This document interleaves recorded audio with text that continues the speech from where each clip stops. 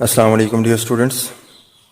आज का जो हमारा प्रैक्टिकल है वो है draw characteristics of semiconductor diode and calculate forward and reverse current resistances. यानी कि हमने जो सेमीकंडक्टर डायोड है इसकी फॉरवर्ड करेक्टरिस्टिक और जो रिवर्स करेक्टरिस्टिक है इसका हमने ग्राफ ड्रा करना है, और जो फॉरवर्ड और जो रिवर्स रेजिस्टेंसेस हैं इनको हमने कैलकुलेट करना है। इसके लिए जो हमें ऑपरेटर्स चाहिए उसमें हमारे पास एक होगा सेमीकंडक्टर डायोड, एक होगा voltmeter, milliammeter, microammeter, rheostat की और कनेक्टिंग वायर्स। अब ऐसे है कि जो हमारे पास ये सारा का सारा ऑपरेटर्स है ये एक बोर्ड के ऊपर पहले से ये फिटेड है, तो हमें ये आपस में ये सारी चीज़ें अलग-अलग से कनेक्ट करने की ज़रूरत नहीं पड़ेगी। सर्किट डायग्राम को देखें तो ये हमारे पास फॉरवर्ड बाइस्ड के लिए जो डायग्राम है इसमें जो वोल्ट मीटर है वो कनेक्ट है डायोड के साथ पैरेलल, और जो डायोड के साथ मिली एम मीटर है वो सीरीज़ में कनेक्ट है, और इन सब को आगे फिर बैटरी के साथ कनेक्ट कर दिया गया है। बीच में कीज़ हो या ना हो इससे कोई फ़र्क यहाँ पर नहीं पड़ेगा, और साथ में ये हमारे पास एक रियोस्टेट है। इसको यहाँ हम बोर्ड के ऊपर देखते हैं तो देखिए ये हमारे पास एक डायोड है। इस डायोड के ऊपर एक स्टेप बनी होती है, किसी भी कलर की बनी हो, वो उसकी एन साइड होती है यानी कि नेगेटिव, और दूसरी जो साइड होती है वो उसकी पी साइड होती है। इसके साथ ये फॉरवर्ड हमारे पास है, ये इसके साथ सीरीज में एक मिली एम मीटर कनेक्टेड है, और मैंने जो इसके साथ पैरेलल जो है वो वोल्ट मीटर को कनेक्ट कर दिया है। देखें तो ये फॉरवर्ड बाइस्ड है, तो ये हमारे पास जो पी साइड है ये पॉजिटिव टर्मिनल के साथ कनेक्ट होगी, और जो एन साइड है ये इसके नेगेटिव यानी कि नेगेटिव टर्मिनल के साथ एन साइड को हम कनेक्ट कर देंगे। और इसी के अंदर बोर्ड बना हुआ है, ये हमारे पास पावर सप्लाई है 5 वोल्ट डीसी। अब इसके साथ साथ जो यहाँ पर रियोस्टेट लगा हुआ है इसका काम है वोल्टेज को कम या ज़्यादा करना। तो ये हमारे पास रियोस्टेट है, ये नाब है, इस नाब को हम घुमाते जाएंगे, टर्न करते जाएंगे इस तरह क्लॉकवाइज डायरेक्शन में, तो वोल्टेज जो है वो उसमें इजाफा होता जाएगा। तो ये हमारे पास रियोस्टेट का यहाँ पर काम करेगा। तो ये हमारे पास कौन सा सर्किट था, ये था फॉरवर्ड बाइस्ड का। अब अगर हमने इसको रिवर्स बाइस में लाना हो तो ये हमारे पास नाब है, इसको हम इस साइड पर कर देंगे जस्ट, तो ये वाला जो कनेक्शन होगा ये अब हमारे पास रिवर्स्ड बाइस बन जाएगा। और इसमें अब जो रीडिंग होगी वो मिली एम मीटर से नहीं ली जाएगी, बल्कि जो रीडिंग होगी वो माइक्रो एम मीटर यहाँ पर यूज़ किया जाएगा। और इसके लिए जो वोल्टेज को का कंट्रोलर है हमारे पास वो इस साइड पर है, तो यहाँ से हम वोल्टेज को कंट्रोल करेंगे। तो चलिए कुछ रीडिंग्स लेते हैं, तो स्टार्ट करते हैं। ये हमारे पास हम इसको स्विच ऑन करते हैं, इसको स्विच ऑन कर दिया, और पहले फॉरवर्ड बाइस के लिए रीडिंग लेते हैं, तो इसको हमने फॉरवर्ड के ऊपर रख दिया। अब क्या करेंगे, अब ये करेंगे कि यहाँ से अब वोल्टेज को इंक्रीज करेंगे, यहाँ से वोल्टेज इंक्रीज होगी, और साथ साथ इसके ऊपर हम रीडिंग देखेंगे वोल्ट मीटर की, और ये हमारे पास मिली एम मीटर है, तो यहाँ पर हम रीडिंग नोट करेंगे करंट की।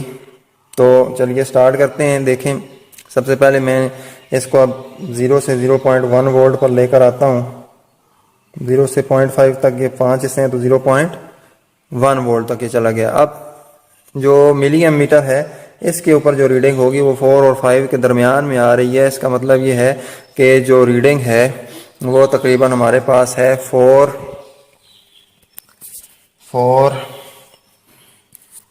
Milli ampere. अब मैं इसको बढ़ाता हूँ 0.1 से, अब 0.2 करता हूँ। ये देखें इसको, मैं इसको 0.2 के ऊपर ले गया, तो यहाँ पर जो रीडिंग है वो तकरीबन हो गई है कितनी जी, 7 और 8 के दरमियान है, तो 7 मिली एम्पियर हो गई है। अब इसको और इंक्रीज करते हैं, 0.2 से 0.3 पर लेकर जाते हैं। अब यहाँ पर जो रीडिंग होगी वो 11 मिली एम्पियर है। अब 0.4 पर लेकर जाते हैं, तो यहाँ पर जो रीडिंग है वो तकरीबन हो गई है जी 16 या 15, इसको ले लेते हैं 15 मिली एम्पियर। और फिर और इंक्रीज करते हैं, 0.5 वोल्ट अब कर लेते हैं। नाप को मैं देखें टुवर्ड्स क्लॉक वाइज घुमा रहा हूँ साथ साथ, तो अब यहाँ पर जो रीडिंग होगी वो कितनी हो जाएगी, ये 19 मिली एम्पियर हो जाएगी, देखिए। उसके बाद 0.6 पर ले जाते हैं। 0.6 पर लेके गए तो यहाँ पर जो रीडिंग है ये हो जाएगी जी 21, 22, 23 मिली एम्पियर।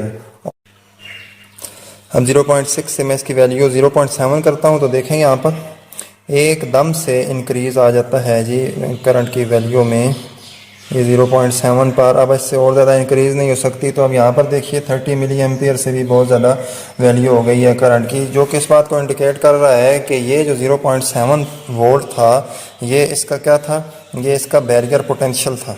यूँ ही इसने बैरियर पोटेंशियल को क्रॉस किया तो एकदम से करंट की जो वैल्यू है वो इंक्रीज़ हो गई है। अब मैं यहाँ से इसको अब रिवर्स बाइस पर ले जाता हूँ। देखिए मैं इस नाब को अभी रिवर्स बाइस पर लेकर जाऊँगा तो अभी दोबारा से ये रीडिंग ज़ीरो हो गई है, इसके ऊपर भी और इसके ऊपर भी। अब हमने रीडिंग कहाँ पर नोट करनी है, हमने माइक्रो एमीटर के ऊपर रीडिंग नोट करनी है। तो देखिए अब रिवर्स बाइस सर्किट के लिए मैं ये वाली नाब को यूज़ करूँगा। अब रिवर्स डायरेक्शन में इसकी जो वोल्टेज होगी वो इंक्रीज़ होगी।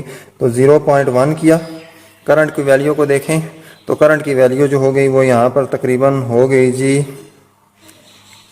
90 माइक्रो एम्पियर।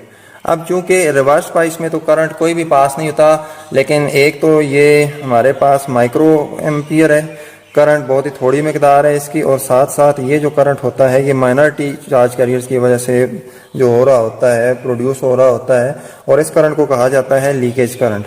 अब मैं इसको थोड़ा सा और इंक्रीज़ करता हूँ तो जो करंट की वैल्यू है और ज़्यादा इंक्रीज़ हो गई है 0.2 वोल्ट के ऊपर जो रिवर्स वोल्टेज अप्लाई कर रहे हैं, और इसकी जो वैल्यू हो गई है तकरीबन 220 हो गई है। अब थोड़ा सा मैं इसको और इंक्रीज़ करूँगा 0.3 पर तो ये 300 से भी ज़्यादा हो गई है। और अगर थोड़ा सा मैं और इसको इंक्रीज़ करता हूँ तो देखें एकदम से वैल्यू जो है वो इंक्रीज़ हो जाती है करंट की। तो अब वो वाली वोल्टेज जिसके ऊपर करंट की वैल्यू एकदम से ज़्यादा हो जाती है, यानी कि एवलांच इफेक्ट प्रोड्यूस हो जाता है, उसको कहा जाता है ब्रेक डाउन वोल्टेज। तो ये हमारे पास थी रीडिंग्स किसके लिए, रिवर्स बाइस्ड के लिए। अब ये जो मैंने वैल्यूज़ ली हैं फॉरवर्ड बाइस्ड और रिवर्स बाइस्ड के लिए, इनको हम देखते हैं। तो जब वोल्टेज है हमारे पास 0.1 वोल्ट तो उसके बाद जो करंट की वैल्यू है वो 4 मिली एम्पियर है। जब इसको हम कन्वर्ट करेंगे एम्पियर्स में तो ये आ जाएगी 0.004 एम्पियर। उसके बाद 0.2 वोल्ट पर करंट की वैल्यू है 7 मिली एम्पियर। 0.3 पर जो वैल्यू है वो 11 मिली एम्पियर है। 0.4 पर 15 मिली एम्पियर है। 0.5 पर 19 मिली एम्पियर है और 0.6 पर 24 मिली एम्पियर है। और जब हम इसकी वैल्यू 0.7 करते हैं वोल्टेज की, यानी जब हम पोटेंशियल बैरियर को क्रॉस करते हैं तो इसकी वैल्यू एकदम से 24 मिली एम्पियर से बहुत ज़्यादा इंक्रीज़ कर जाती है। तो अब इसकी यहाँ से जो रेजिस्टेंस है वो भी कैलकुलेट की गई है R=V/I अप्लाई करके। तो वैसे तो जनरल सिंपली सीधा सीधा रूल और जो ओम्स लॉ है वो इस पर अप्लाई नहीं होता, क्योंकि जो रेजिस्टेंस होती है वो इसकी लीनियर रेजिस्टेंस नहीं होती बल्कि वेरिएबल रेजिस्टेंस होती है। लेकिन यहाँ पर जब हम रेजिस्टेंस फाइंड कर रहे हैं तो R=V/I किया तो V है 0.1 और I है 0.04 एम्पियर, तो ये 25 ओम आएगा। इस तरह ये सारे हर जो इस टेबल में जो वैल्यूज़ हैं वोल्टेज और करंट की, इनके लिए जो रेजिस्टेंस है उसकी वैल्यू क्या आ रही है, डिफरेंट आ रही है। अब ये देखें यहाँ पर 25, 28, फिर 27 कम हो गई, 26 और कम हो गई, 26, 25 और कम हो गई। इसका मतलब है कि यूँ यूँ हम वोल्टेज को बढ़ाते हैं तो जो करंट की वैल्यू है उसमें इजाफा होता जाता है। और जो नी वोल्टेज होती है जिस पर जो वैल्यू है 0.7 वोल्ट के ऊपर जब हम वोल्टेज को सेट करते हैं तो करंट की वैल्यू एकदम से बढ़ जाती है, तो इसको कहा जाता है नी वोल्टेज। तो जो रेजिस्टेंस होती है वो काफ़ी हद तक कम हो जाती है।